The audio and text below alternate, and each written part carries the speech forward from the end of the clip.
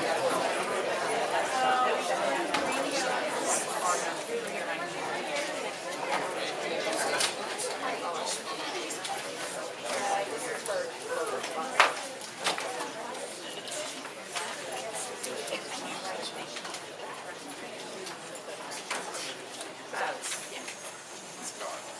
right, welcome everybody. Glad to see everyone here tonight. We're going to go ahead and get started. Hopefully get everybody out of here by 9 or 10 o'clock. We're going to actually go into recess and reconvene in a regular public hearing at this time for our tapper. So Lisa, you want to invite Stephanie to come up to the podium and give us a little background? Sure. Each year we are required to produce the Texas Academic Performance Report, and there are a lot of things that have to be posted, and if we had Stephanie go through every one of them, we certainly would be here well after 10 o'clock. So Dr. Stephanie Brown is going to provide some highlights of that report, and as required by our guidelines, everything will be posted on our website for review. Good evening. Thank you, President Hitzelberger, Board of Trustees, and Dr. Trigg for this opportunity to present the Texas Academic Performance Report, otherwise known as the TAPER. The TAPER consists of the district accreditation status, performance in post-secondary institutions, student achievement data, PEIMS financial data, reports on violent incidences, as well as campus performance objectives. In terms of our accreditation statuses, we have met the highest standard in accountability in our district accreditation status, in our special education status, as well as our financial first rating. For STAR, last year, all students population performed at the 97% passing rate, summed across all grades and all subjects. And then, of course, our post-secondary performance is reported for 2014-2015 graduates. And this is the GPA distributions of those graduates. This is for Texas.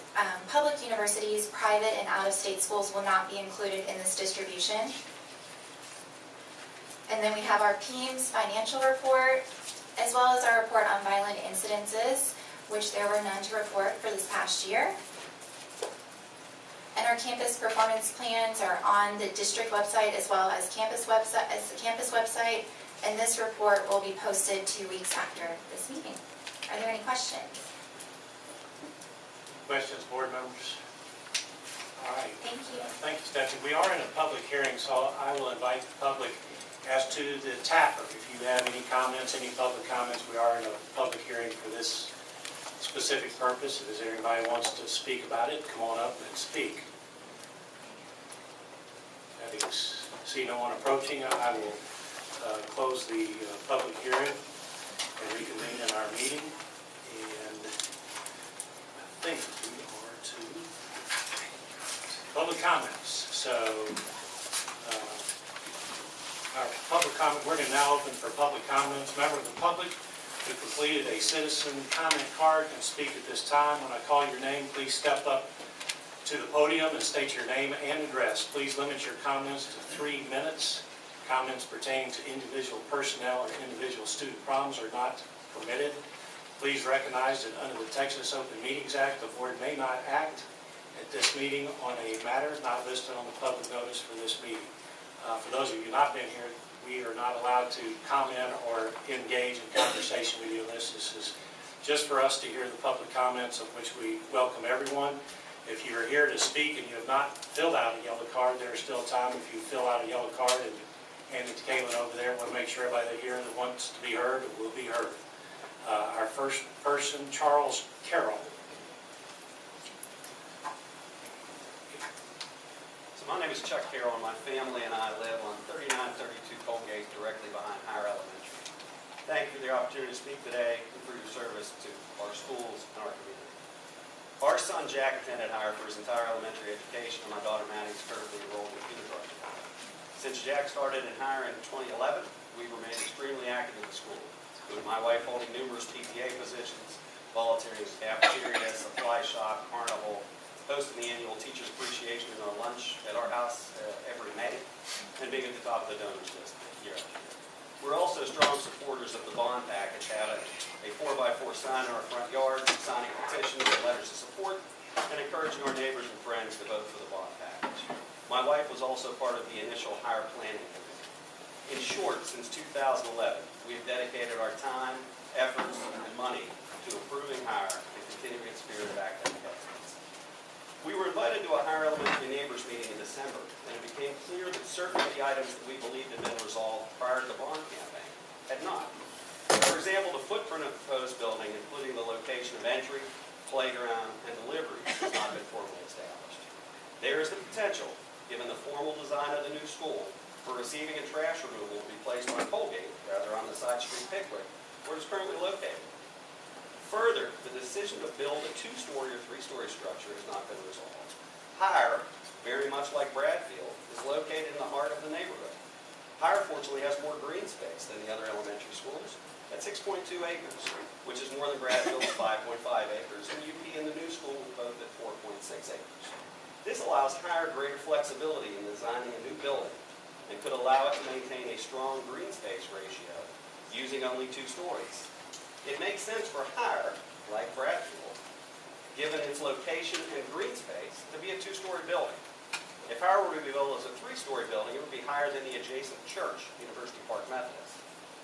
While I understand that part of the desire of the district's rationale for a 3-story building is the design of grade-level pods, but Hire teachers have been teaching in a 1-story building for many, many years and have been able to provide our children with a solid blue ribbon awarded education.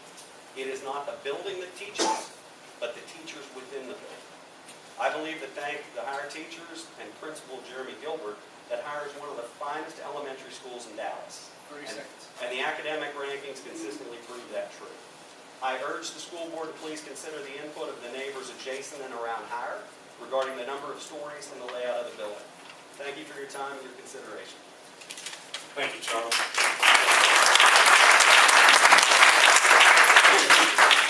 Sue Rowan.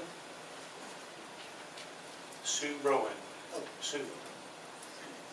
And Sue, if you'll hit the button up there so that red light goes to green light, then I think everybody, there you go. Thank you. Well, I can't reach that, but anyway. We can hear you. My name is Sue Roman, and I live at 3901 Caruth. I've probably been to more spring carnivals than just about anybody in the room. And one of the reasons I moved into the Park Cities was the fact that there was a sense of community. A 2-story building or a 3-story building may or may not affect that, but the look of the neighborhood and especially the property values are going to be paramount as far as I'm concerned.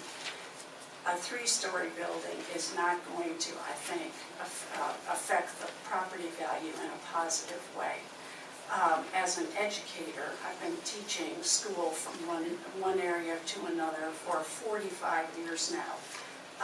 Pods, any kind of educational theory, they come and go. What's basically important is the quality of the teaching.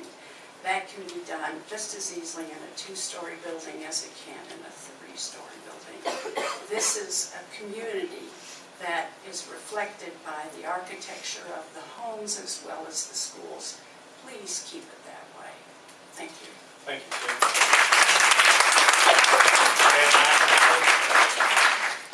Ed McAnally.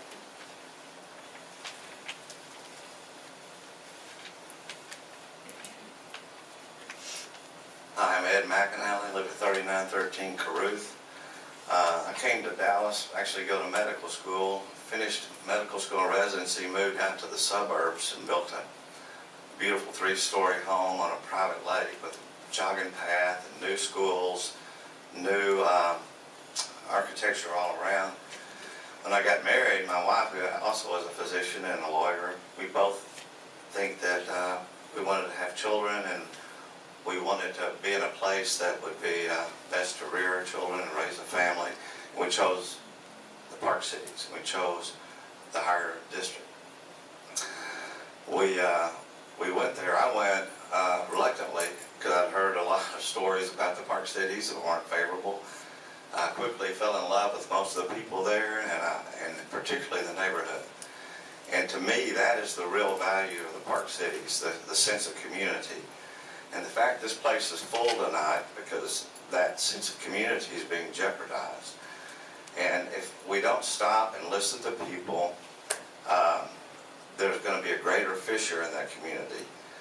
And there's nothing that could be more harmful to the communities than to have a rift that is generational. People feel like they're not being heard. They feel like they don't have a voice. And I know that I know a lot of you individually, and I know you don't feel that way, but that's the sense that we have. We've had some meetings, and there's all kinds of stories that are being talked about, but there's a sense that you who are supposed to be representing us and working for us are telling us what we're going to do. We don't feel like we have a voice. So to save what I think is the most valuable and unique aspect of the Park Cities, I'm asking you to stop, to pause, to reevaluate, and let's really analyze what our needs are and feel like we have some input, because it's like we have a sense that the train has left the station and it's going where it's going, and too bad. And that's just not how it should be done here. Thank you.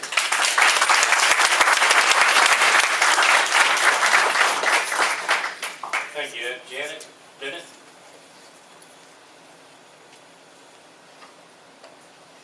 Good evening. It's a little loud. My name is Janet Bennett. I live at 3929 Greenbrier with my husband Paul and twin 6-year-olds who attend kindergarten at Higher. I've attended several school board meetings where concerned citizens have asked the board to place on the agenda the topic of whether Higher students should be displaced for 2 years to School 5 while Bradfield and UP are displaced for only 1 year. I'm speaking today to ask once again that the board put this matter on the agenda for discussion and to present my own study that addresses traffic congestion and the safety of our children. I've seen studies presented that show a marginal difference in drive times between schools, but nothing measuring the number of drivers and congestion. So using the school directory spot, I created my own study charting addresses, distance and walk time for each of the 675 students that are in the Higher directory. I'm happy to share it. With that, I found two key things in my analysis. One was that even though School 5 is in the Higher zone, sending Higher students to School 5 will cut the number of walkers and bikers by half, and which will result in an increase in parents forced to drive students to school. That increase, and two, that increase in traffic and the location of those Higher families forced to drive to School 5 will result in an alarming increase in traffic on the streets surrounding Higher, as Higher families driving their children to school are crossing paths with Bradfield families driving their students to Higher. Today, there are probably around 500 students being driven to school at Higher. Next year, if we do what is planned, bringing Bradfield to Higher will result in over 1,200 students being driven through our neighborhood, which I think is dangerous for our children. The numbers I found, children walking to school probably walk no more than half a mile. Today, 211 students can walk. With School 5, only 132 Higher students can walk. Children biking to school probably only bike no more than a mile. 525 can bike today. Only 238 can bike with School 5. Families living more than a mile from Higher, today there are 182. With School 5, that will be 461. The thing that I thought was most concerning was where the families live.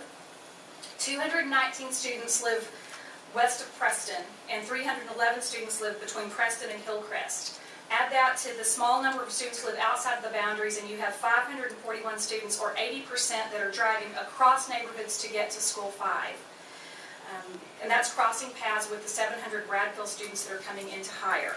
That means that where we previously had probably 500 cars driving through the neighborhood, we can anticipate 1,200. I'm concerned about the safety of our streets and the safety of our students in getting to and from school. We love Higher, we want to be at Higher, but more than anything, we want all of our Higher students and Bradfield students to be safe. I again ask that the board put this topic on the agenda for discussion so that the best decision can be made for the safety of our children. Thank you. Thank you.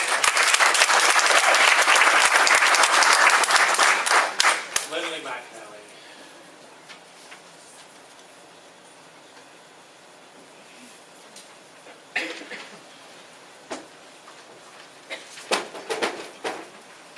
Good evening. I'm Lindley McAnally, and I live 3913 Caruth Boulevard, right across the street from Higher, where my family and I have lived for almost 20 years and loved every minute of it. The bond first came to my attention, which was not very many months actually before it was voted on, I was under the impression it was needed because we have increasing enrollment. And I actually voted against the bond, not because of the construction of the 5th elementary school, but because of what I kind of considered pork thrown in of the demolition and rebuilding of 3 of the elementary schools. It has recently come to my attention that since 2014, enrollment has actually decreased. So the first point I want to make is if that's true, then I would urge the board to kind of take a step back and really reevaluate the reasons for the bond and the reasons why the bond passed. And if that situation has changed significantly, then maybe rethink what we're doing and if it's still necessary.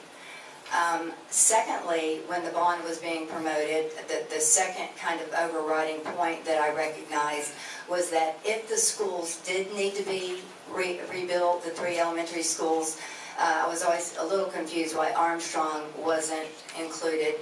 But anyway, if 3 of them did need to be rebuilt, that they would be rebuilt in keeping with the surrounding residential area and also maintain the kind of the unique, quaint originality of the original elementary schools.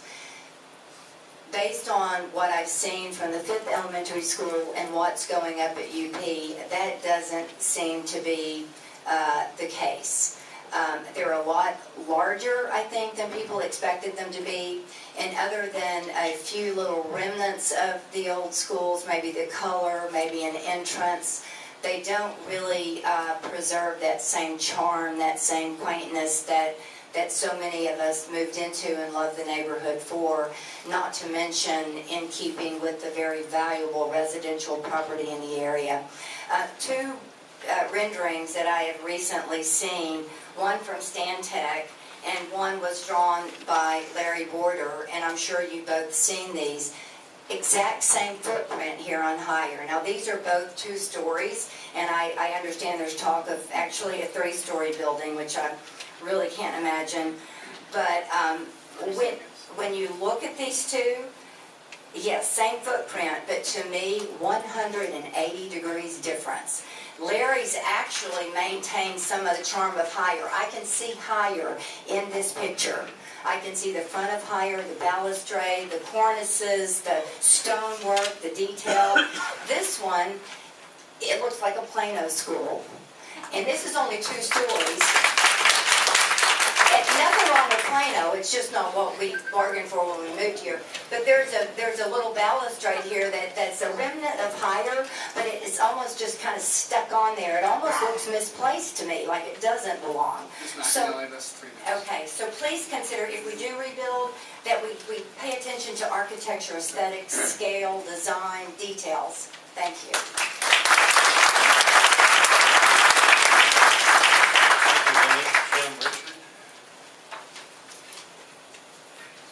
Hello everyone, I'm Jim Richard. We live at 3924 Colgate, so we're directly across the north door of the school where special needs kids get off every day. We've lived in that house for 18 years. We've been in the Park Cities for 20. Our kids went to the middle school and high school. I want to thank Jim and those of you that have been willing to meet with us on the side to talk about the issues that we have. And I want to thank you for your volunteer work on the school board and the efforts that you put into keeping our schools great.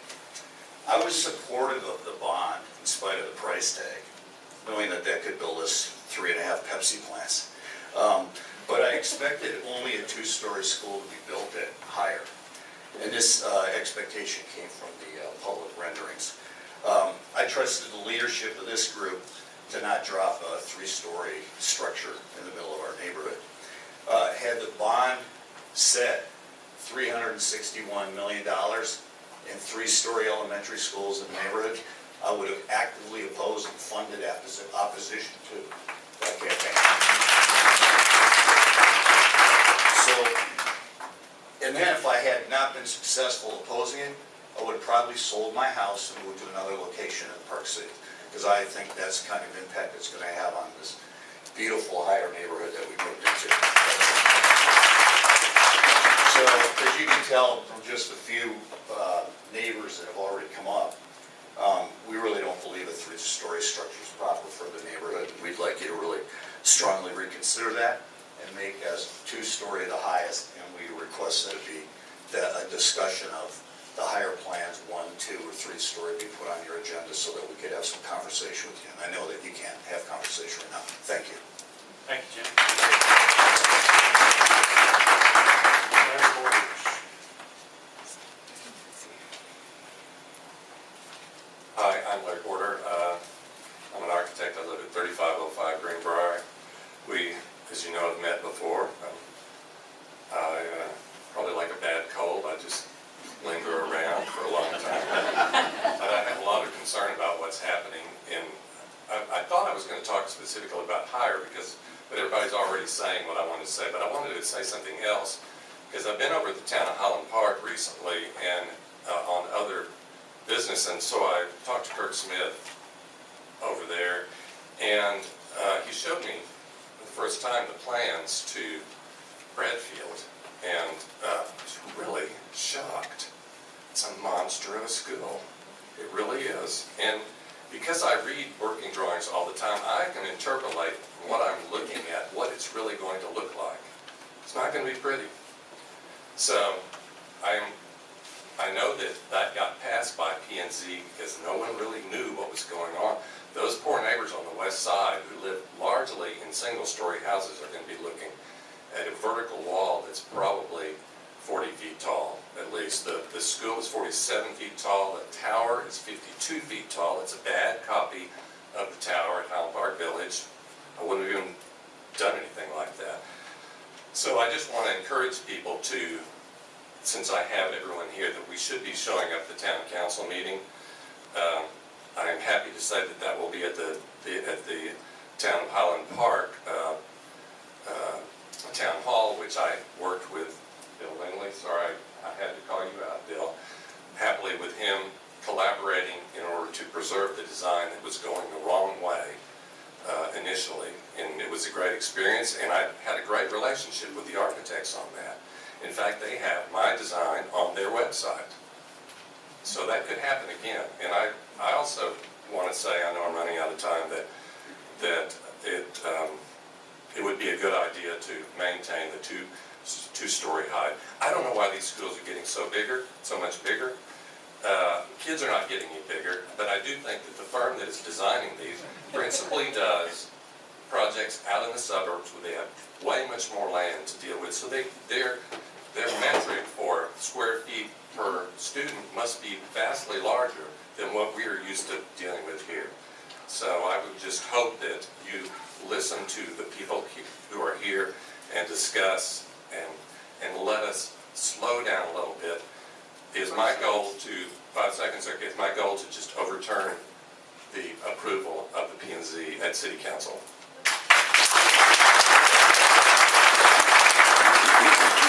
Thank you, Larry. Heather Hunter.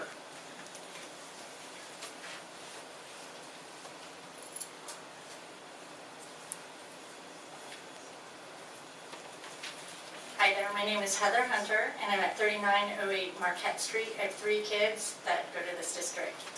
I want to start off by saying to all of you that I've always, to the board, that I've always respected and valued the time you all put into our schools, the faculty, students, community, but lately, I'm losing your trust and faith. We are here because we want to work with you. We want to work together. Together we can build amazing schools, an amazing district. It may take a little more time, but it would be a lot better for all of us if we could vote or have some sort of input into building and rebuilding our schools, or better yet, just go back to what we voted on, which was 1-year displacement for Higher, and the drawings you sent out showing Higher as a 2-story building. I am here tonight not just to represent myself, but to represent the 3900 block of Marquette. We are the street directly behind Higher. We have mainly empty nesters on our street who have no idea what is going on with the rebuild of Higher. When I shared with them the news of the possibility of a 3-story building being built in our backyard, not one person liked the idea. In fact, I got comments back saying, When did they start thinking 3 stories when we voted for 2 stories? Another neighbor said, we moved here because we love the look of Higher. From another neighbor, we moved here because Higher was cute. A 3-story albatross will not be cute. It will totally affect housing values and desirability to live in the direct vicinity of the school. And this was from another neighbor of mine. We're screwed. These are just some of the statements I'm hearing from my street. What I want to know is what happened to all the community input when building the bond proposal? I felt like you spent months and months writing and rewriting how you were going to propose the bond. And now decisions are being made without any community involvement, like the 2-year displacement for Higher kids to school number 5. That was completely done behind closed doors. I still have no idea how that changed from 1 year to 2 years. The only reason that I heard was too far for Bradfield parents to drive to school number 5. So you basically screwed us there. Now we are dealing with an even bigger issue that will last our lifetime and change the look of our community forever. 3 stories is an office building, not a neighborhood school. Please listen to the citizens and respect the historical value of Higher in our community. I would like you all to pause, rethink, and adjust. Thank you.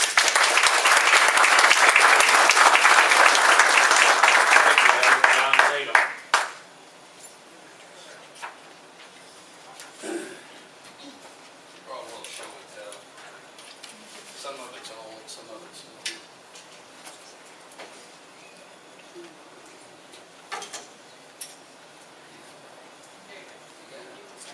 Okay. How you doing? John Tatum, 3800 Bryn Mawr. Happy Mardi Gras. As I was flying out of New Orleans, I thought it's poetic that we're here on Fat Tuesday. Because tonight at midnight commences the season of Lent.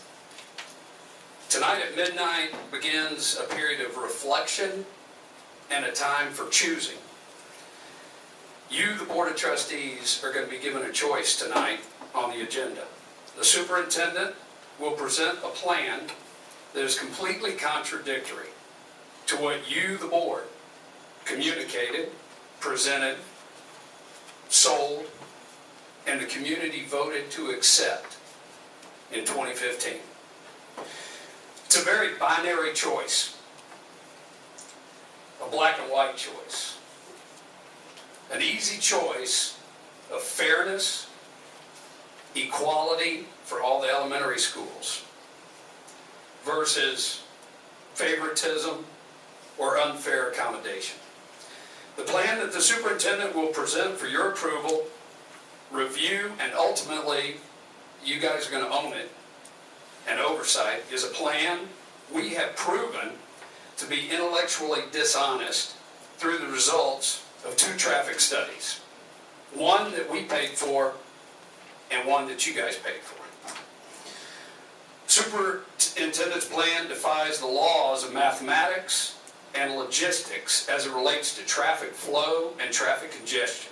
Displacing 2 elementary schools simultaneously doubles the amount of cars on the road and forces that traffic to actually overlap, creating unnecessary traffic congestion in what is the most densely populated part of the school district, right around Higher. The superintendent's plan to displace Higher and have Bradfield attend Higher produces a significant amount of increased cars on the roads while also decreasing the amount of roads and options that those cars have to travel. It also creates a significantly larger group of children unfairly displaced and deprived of an opportunity to walk and bike to Higher versus a significantly smaller number of kids who might walk or bike to School 5, as Janet and Heather pointed out. The superintendent's plan caters to a minority of adults. I'm almost finished. And at the expense of a majority of the children, hundreds who walk and bike to Higher specifically. We humbly ask for four of the board members, for you to review the facts and data, reflect on this proposal that you're going to hear, and summon the courage to rule in favor of the original bond proposed plan.